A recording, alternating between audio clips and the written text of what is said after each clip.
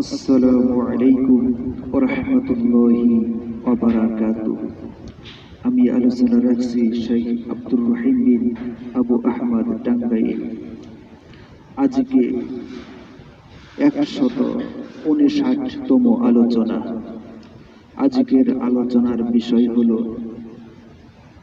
যদি স্বামী স্ত্রীকে দুটি তালাক দিয়ে দেয়, একেবারে বিচ্ছেদ হয়ে যায়,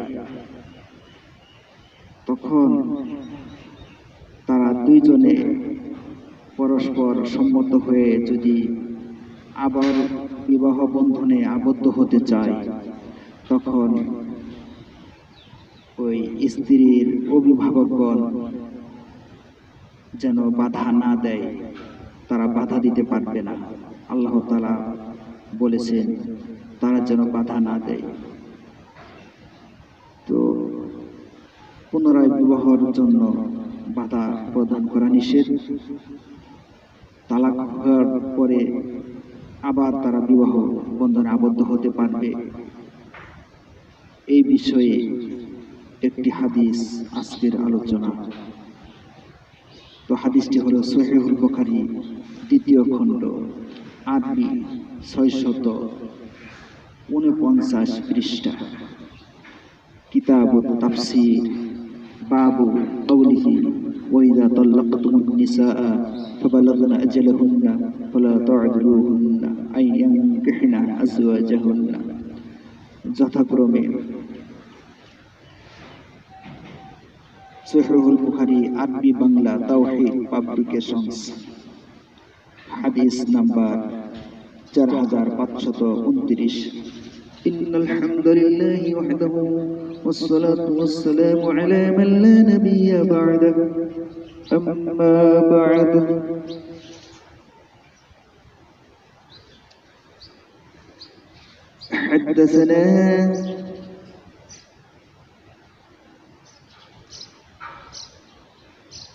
حدثنا عبيد الله بن سعيد قال حدثنا أبو عامر العقدي قال حدثنا عباد بن راشد قال حدثنا الحسن قال حدثني معقل بن يسار قال كانت لي أخت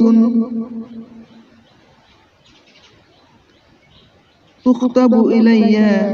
قال أبو عبد الله وقال إبراهيم عن يونس عن الحسن حدثني معقل بن يسار قال وحدثنا أبو عمرو قال حدثنا عبد الوارث قال حدثنا يونس عن الحسن أن أخت معقل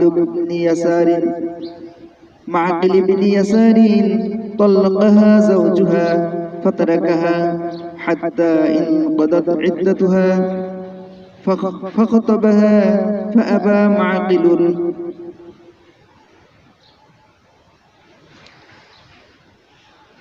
الحمد لله.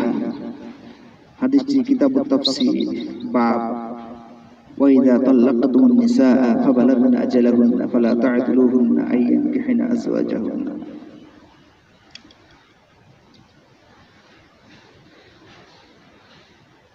عن الحسن حسن رضي الله تعالى عنه বর্ণিত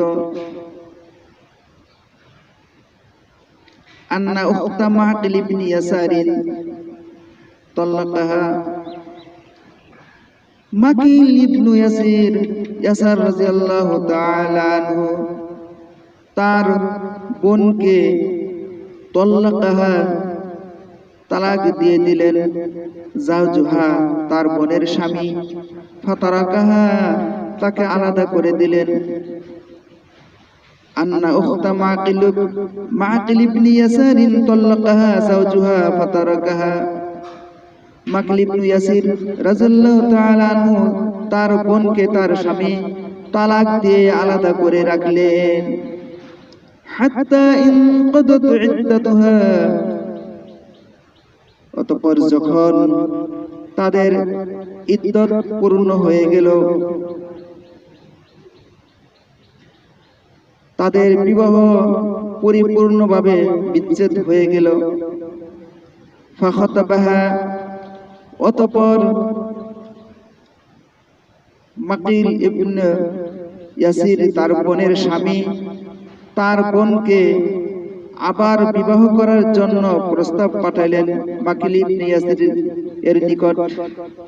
ফাআবা মাকিলুন, অতঃপর মাকিল রাদিয়াল্লাহু তাআলা আনহু প্রস্তাব অস্বীকার করলেন। তো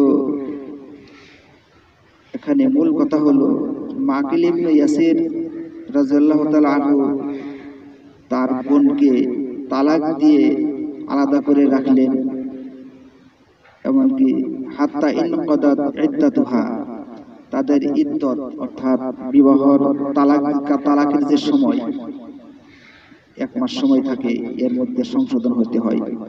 সংশোধন হয়ে আপস হয়ে গেলে সে তালাকটা কেটে যায়।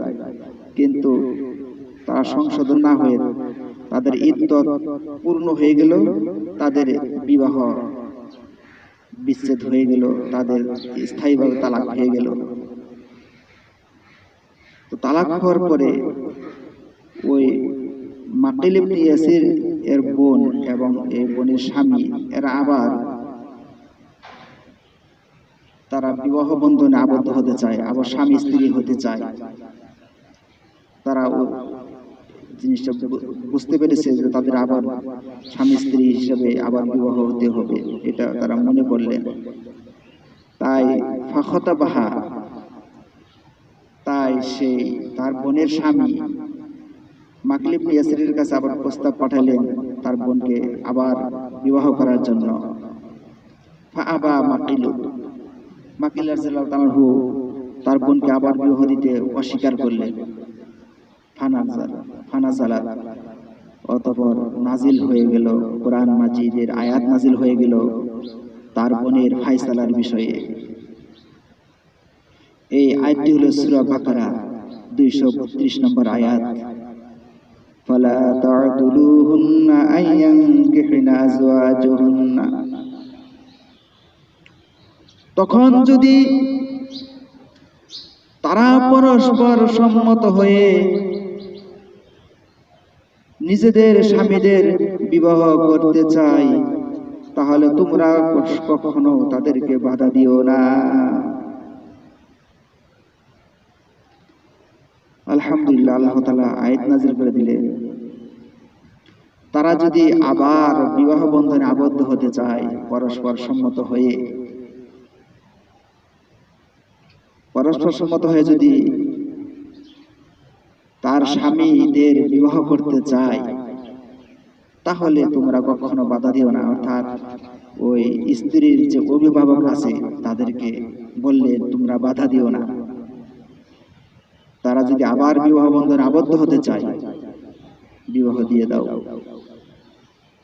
তাদেরকে বাধা দিও না। এটা আয়াতের অংশ, এই আয়াতে বিস্তারিত বলা আছে। তো যাই হোক, সূরা বাকারা 232 নম্বর আয়াত এর বিস্তারিত আলোচনা আরো স্পষ্ট বোঝা যাবে। অর্থাৎ এখানে বোঝা গেল যে এখানে এই আয়াতের তাফসির ইবনে কাসিরে স্পষ্ট বর্ণনা আছে। ইবনে আব্বাস রাদিয়াল্লাহু তাআলা আনহু বলেছেন, যদি 2 তালাকে বিচ্ছেদ হয়ে যায় তারা আবার বিবাহে আবদ্ধ হতে পারবে। তো এটা আমাদের জন্য খুবই সহজ বিষয়, সহজ করে দেন আল্লাহ তাআলা আমাদেরকে। তো আমাদের দেশে অনেক কুসংস্কার আছে, এগুলো আমাদের উভয়ের মধ্যকার পরিস্থিতিকে আরো কঠিন করে তোলে, বিষাক্ত করে তোলে। তারা বিভিন্ন রকমের আত্মহননের পথ বেছে নিতে দেখা যায়। অথচ সহজ বিষয়টা কঠিন করার কারণে এরকম দুর্ঘটনা ঘটে। যাই হোক, আমাদের দেশে যে হিল্লা বিবাহ ছিল, এটা এখনো আছে, এই কুসংস্কার। তো ধর্মীয় নামে যে তারা ধোঁকাবাজি করে জিনা ব্যভিচারী তারা বৈধতা দেয়, এখনো কিছু কিছু আছে কট্টর হানেফিরা এরকম করে থাকে। কদিন আগেও আমার নিকটে এরকম ঘটতেছিল। আলহামদুলিল্লাহ, আমার হস্তক্ষেপে সেটা বন্ধ হয়ে গেছে। যে লোকটার কাছে একদিনের জন্য তার স্ত্রীকে রাখতে চাইছিল, সে লোকটা আমার উপর ক্ষিপ্ত হয়ে গেছে। হোক, তাও আলহামদুলিল্লাহ একটা মহিলার ইজ্জত রক্ষা পেয়েছে এবং কুসংস্কার শয়তানির কাজ বন্ধ হয়ে গিয়েছে। এইরকম আমাদের ইসলাম বিরোধী, ইসলামের নামে যারা কাজ করে, ধোঁকাবাজি করে, এদেরকে দমন করার জন্য আমাদের সজাগ থাকতে হবে। যাই হোক, আজকে এই হাদিসের আলোচনা এখানে তিনটি শাব্দিক অর্থ আছে। খতবা মানে খুতবা দেওয়া, বিয়ের প্রস্তাব করা।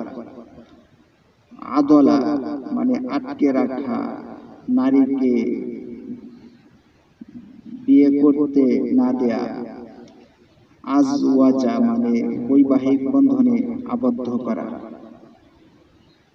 এ বলি আজকে আমি সংক্ষিপ্ত আকারে শেষ করছি। সুবহানাল্লাহি ওয়া বিহামদিহি, আশহাদু আল্লা ইলাহা ইল্লা আনতা, আস্তাগফিরুকা ওয়া আতুবু ইলাইক।